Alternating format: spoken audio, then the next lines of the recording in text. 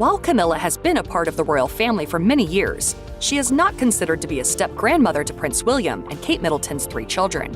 Author Angela Levin wrote in the book Camilla, From Outcast to Queen Consort. It was supposed to be a celebration, a customary royal honor, a tradition carried on by a new generation. But beneath the gleaming facade of Buckingham Palace, the announcement provoked something far more sinister. A seismic emotional collapse that exposed the cracks in Britain's most guarded family. Prince George, the heir to the monarchy and the cherished firstborn of Prince William and Princess Kate, had recently received a historic ceremonial title reserved for future kings, indicating his growing maturity and preparedness for the crown. Royal watchers applauded. The press labeled it inevitable. But for one woman within the palace, it was not a symbol of continuity. It was a blow in the face. Queen Camilla, wife to King Charles and grandmother to Freddie Parker Bowles and her other grandchildren from her first marriage, reportedly burst into tears after learning that the title she had long anticipated would be extended to her bloodline had instead been handed to Prince George without warning. She was devastated, a palace official murmured. Not because she didn't believe George deserved it, but because it confirmed what she feared all along. Her family will never truly be royal. Camilla's motivations were more than just status. It was about legacy, regarding being seen, about watching her genealogy be gently pushed aside by a solid, chilly monarchy that maintained a clear distinction between royal and step-royal. What made things worse? According to insiders, Camilla learnt the same way the rest of the public did, through the palace's official press statement. No private conversation. There is no courtesy warning. She had no chance to prepare herself or her family. Only cold ink on official stationery. To the outer world, it appeared harmless. A charming title for a charming boy. But inside the royal walls, the move broke the appearance of togetherness between the Windsors and the Parker Bowleses, a schism that many had suspected but few had dared to express. This wasn't simply a title, it was a message. Camilla received a clear message. Your family will never sit at the true royal table. In the days that followed, murmurs echoed through the palace halls. Staff described a queen consort who appeared shaken. Some claim she challenged Charles. Others believe she declined to attend a scheduled gathering. Behind the scenes, tensions reportedly escalated between William and his father, leaving Camilla more isolated than ever. This is the tale behind the title. More than that, it's the narrative of a family torn apart once more by bloodlines, power, and tragic realities. Camilla Rosemary Shand, now Queen Camilla, has spent decades navigating the delicate balance of royal inclusion. From mistress to marriage, from scandal to respectability, her path into the heart of the monarchy has been anything but smooth. And while her position beside King Charles is now secure, her secret ambition did not end with obtaining the crown. Behind closed doors, individuals close to the Queen claim she has spent years planning a far more personal mission: to see her bloodline intertwined into the fabric of the kingdom. Camilla's 2 children from her marriage to Andrew Parker Bowles, Tom and Laura, have mostly remained out of the royal spotlight. Unlike Prince William and Prince Harry, they do not have titles. The firm considers their children, Camilla's loving grandchildren, civilians. However, Camilla believes they are more than that. They become part of her legacy. In recent years, she has reportedly worked to modify how the institution perceives them. Insiders think Camilla's campaign began subtly. Strategic introductions to royal events. Family photographs were carefully prepared. Her grandson, Freddie Parker Bowles, charming, well-mannered, and growing up within arm's reach of Windsor, became more visible at family events, frequently seated next to key royal figures. Many in Camilla's inner circle believed she was placing him as the acceptable face of her family. "She was careful," said one former courtier. "She never demanded titles. She merely presented her family as deserving of royal respect." The subtext was always there. They could also serve the monarchy. Camilla was renowned for bragging about Freddie's accomplishments at private dinners and charity events. She made certain that images of her grandchildren appeared in palace newsletters and Christmas greetings, and she quietly suggested, particularly when King Charles ascended the throne, that her family deserved a formal place in the new era of the monarchy. According to one retired palace aide, there was even talk, completely behind closed doors, about pressing for a minor hereditary title to be bestowed upon Freddie in the future years. Something ceremonial, symbolic. A barony, possibly. Not enough to cause outcry, but enough to justify Parker Bowles's inclusion in the royal directory. It wasn't greed, the advisor explained. It was about belonging. Camilla knew she'd always be regarded as the outsider queen. Elevating her grandchildren was her way of changing that, of saying, "We are part of this, too." However, the quiet quest for recognition was met with quiet resistance. Senior advisors to Prince William were reportedly skeptical. They saw the monarchy as a blood institution, founded on lineage, tradition, and the legitimacy of descent. Camilla had become queen consort, but her children and their children were by definition not royal. They saw a risk in blurring the borders between monarchy and privilege. The anxiety simmered behind the royal doors. Camilla was pleasant but insistent. She utilized her rising influence to advocate for minor changes, such as more inclusion of her family at events, improved seating arrangements, and subtle favors. Charles, who was frequently stuck between love and legacy, indulged some of her hopes. However, Charles no longer served as the actual custodian of the future royal image. It was William. According to reports, William had little interest in enlarging the royal family to include step-relatives, no matter how close they were to the king and queen. William saw the future clearly, an insider explained. A slimmer monarchy, a tighter circle. There is no room for confusion or court favoritism. And that didn't include Parker Bowles' grandchildren. This muted refusal contrasted sharply with Camilla's warm approach. For years, she had played the long game, hoping that status and sentiment would finally create room for her bloodline. But when the title she had hoped Freddie would get was bestowed upon Prince George without discussion, warning, or explanation, it was more than just a disappointment. It was a definite no.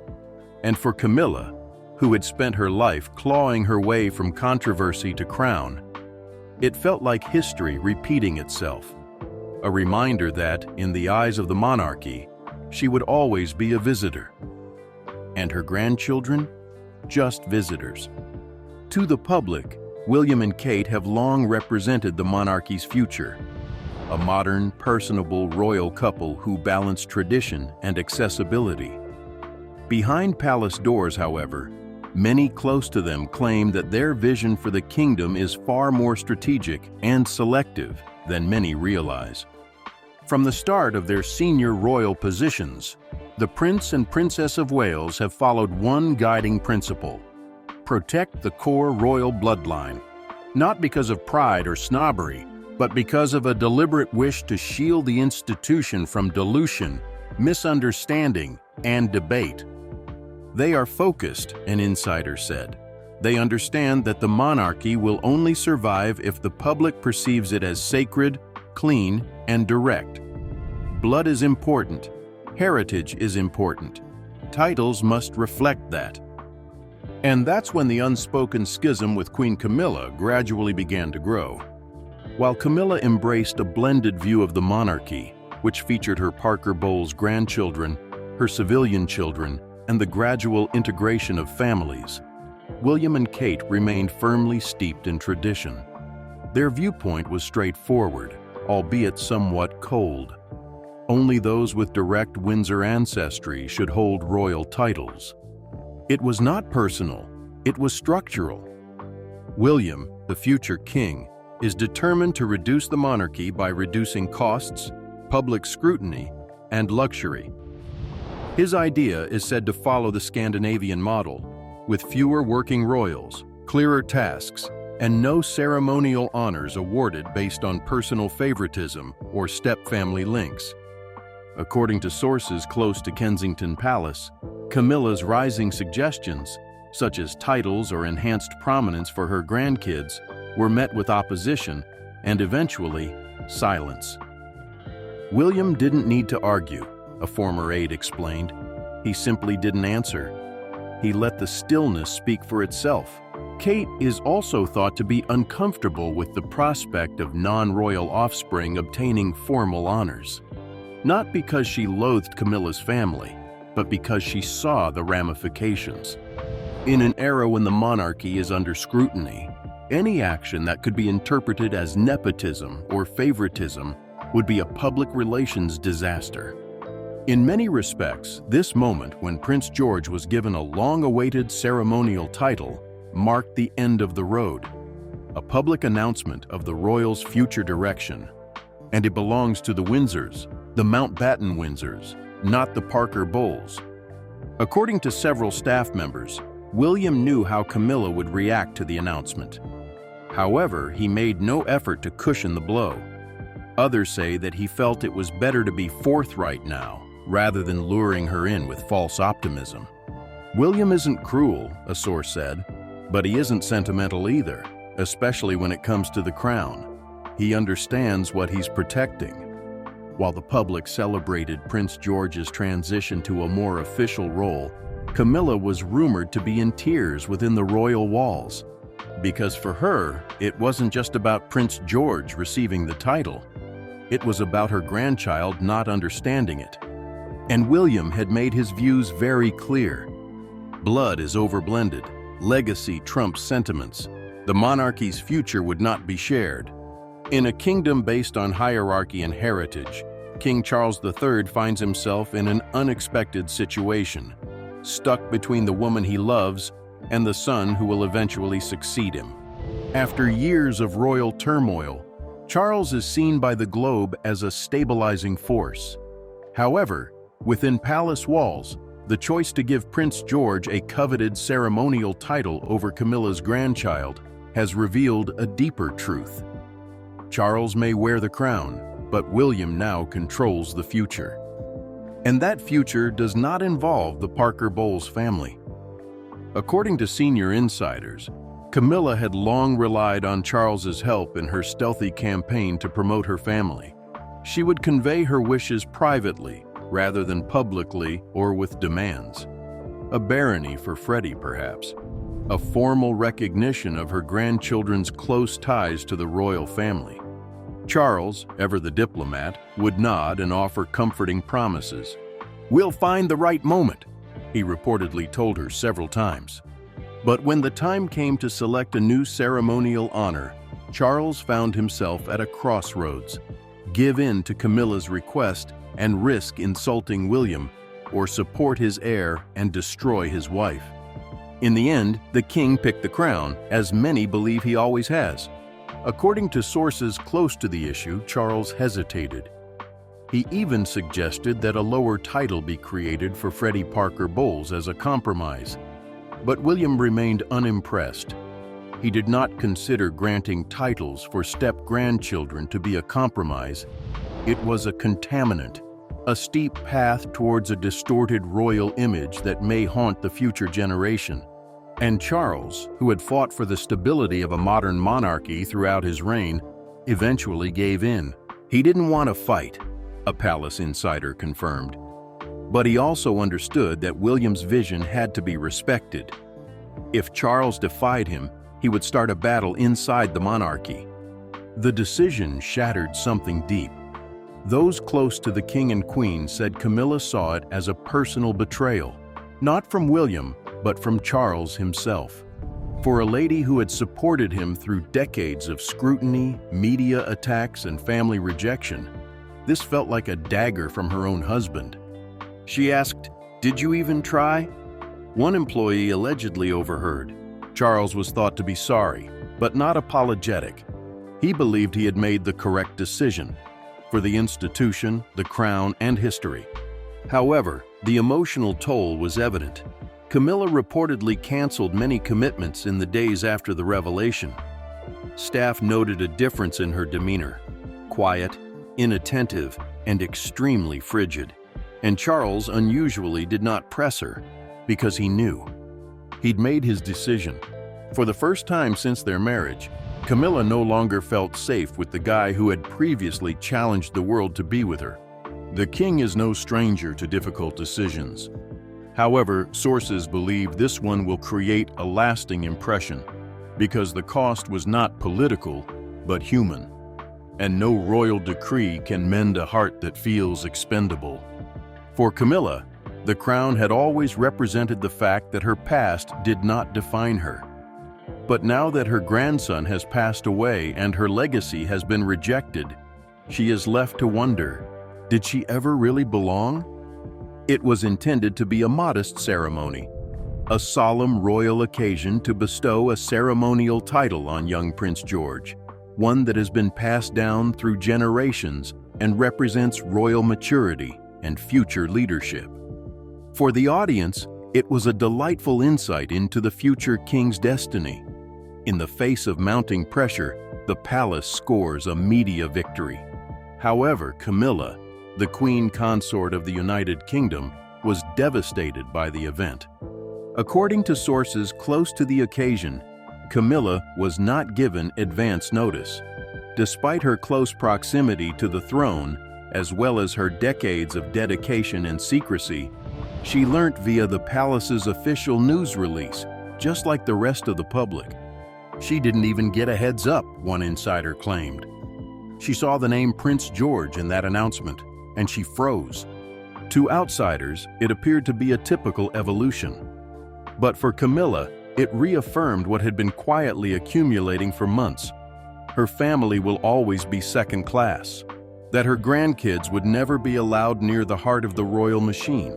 Camilla allegedly lost control of the austere image she had painstakingly cultivated over the years that night, behind closed doors at Clarence House.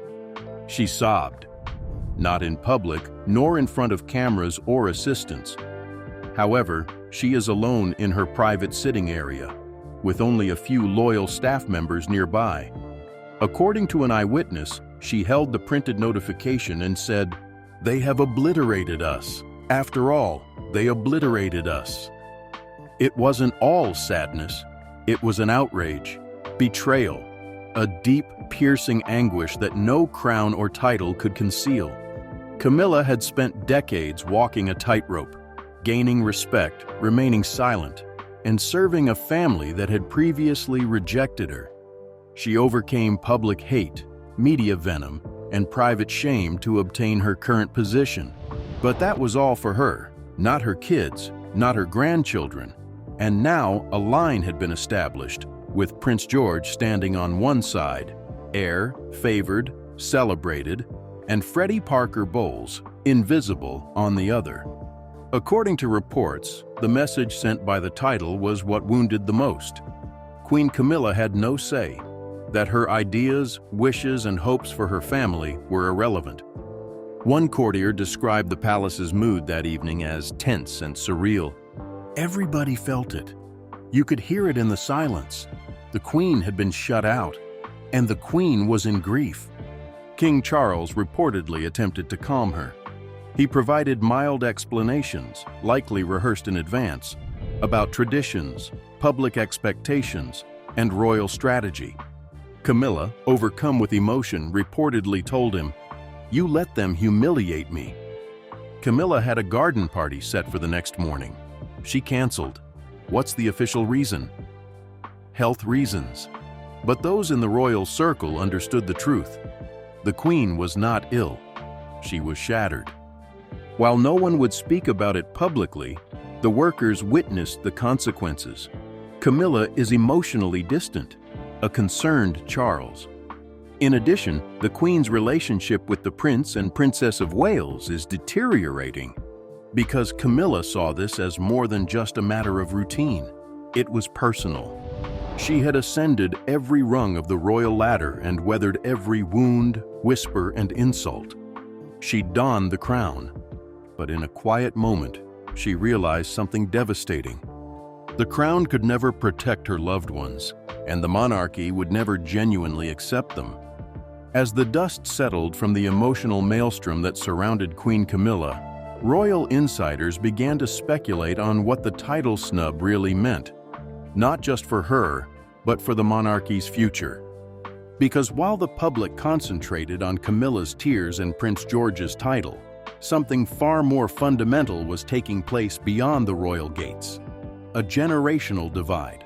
On one side lay the future, the sharper and streamlined House of Windsor. Prince William, Catherine, and their children were being meticulously sculpted into a more cohesive, modern royal core, one that embodied tradition, clarity, and public relatability. On the other side stood the Parker Bowles family, dubbed the blended branch today, loyal, present, yet unofficial, accepted in pictures, but not in protocol. Camilla's side of the tree was not clipped, rather it was disregarded. And such exclusion has the seeds of a larger crisis. You're seeing two royal visions begin to diverge, stated one royal historian. Camilla aimed to create a legacy that encompassed her family. William is creating one that eliminates everything but the bloodline, and both believe they're correct. What are the consequences? A monarchy that may soon be divided not by scandal or abdication, but by a gradual, agonizing fragmentation of family identity. Freddie Parker Bowles and his relatives are no longer children. They are growing up in regal settings, but without royal titles. They go through palace corridors, but are not included in royal registrations. Even if they celebrate holidays with George, Charlotte, and Louis, the message is clear. The planet is not yours. What does this signify for the future generation? It refers to a monarchy that is increasingly defined by hierarchy, not only power, but also belonging. Prince George is already taking on duties that foreshadow his future: honors, military patronages, and even informal introductions to the diplomatic realm. He is being raised not only as a grandson, but as a sovereign. Meanwhile, Camilla's grandchildren are still in the public's peripheral view. No honors. There are no mentions. There was not even a whiff of ceremonial participation. They are part of the Queen's world, but not the monarchy's future. Some argue that this separation is necessary, that the monarchy must focus, trim down, and eliminate excesses in order to survive in the modern world. Others caution that this segmentation, this tacit exile of step-relatives, may develop an undertone of animosity that deepens over time. What happens, one source wondered, when Freddie sees stories about George's promotion again, despite the fact that he was once considered for the same position? "They're not children forever," a former royal press officer said, "and feelings don't disappear just because the palace chooses silence." For the time being, William's method appears to be working. The people admire his children. The image of a pure, steadfast royal bloodline is powerful. However, palace insiders believe that the emotional toll of that clarity, particularly on those left behind, may one day manifest in ways no one can predict. Camilla feels the agony immediately. It could take longer for her grandchildren. In any case, a line has been drawn, one that goes beyond titles and honors to touch hearts and generations. The monarchy's future will be entirely Windsor-centric. But what is the cost of that purity? A family is forever split. For Queen Camilla, the crown was never about personal glory, but about redemption. After years of being ridiculed by the public, whispered about in corridors, and blamed for one of the most notorious love triangles in royal history, she fought tooth and nail for a place at the heart of the monarchy. And she received it. But she could never have predicted that the same system she had fought her way into would silently close the door on her family. Camilla had hoped that her grandchildren would reap the benefits of her sacrifice, that by wearing the crown with grace and loyalty, despite decades of conflict and transformation, she may pave the path for her dynasty to gain at least symbolic respect inside royal circles. Not as equals with the Windsors, never, but as recognized members of a new modernized royal court. Rather, she was met with silence, then rejection. The ceremonial title conferred to Prince George was more than simply a formality. It was a declaration, one that emphasized the monarchy's steadfast commitment to lineage over ties. And in doing so, it dashed Camilla's years of silent optimism behind palace walls. Her home is now safe, but it is isolated. She will stand beside King Charles during ceremonial events, smile for photographs, and wave from balconies. But she does so knowing that her legacy ends with her, that the name Parker Bowles will never be recorded in royal history, that her grandchild will never bow in ceremony, be announced with grandeur, or carry the weight and honor of a title, even one she would willingly share. That pain is one she must bear alone, because in this new royal era, Camilla may wear the crown, but Kate and William shape the throne. And their monarchy does not allow for blended lines or sentimental exceptions. Camilla envisioned a legacy. Instead, she is left with the terrible truth. She may be queen, but her family was never royal, according to historical records.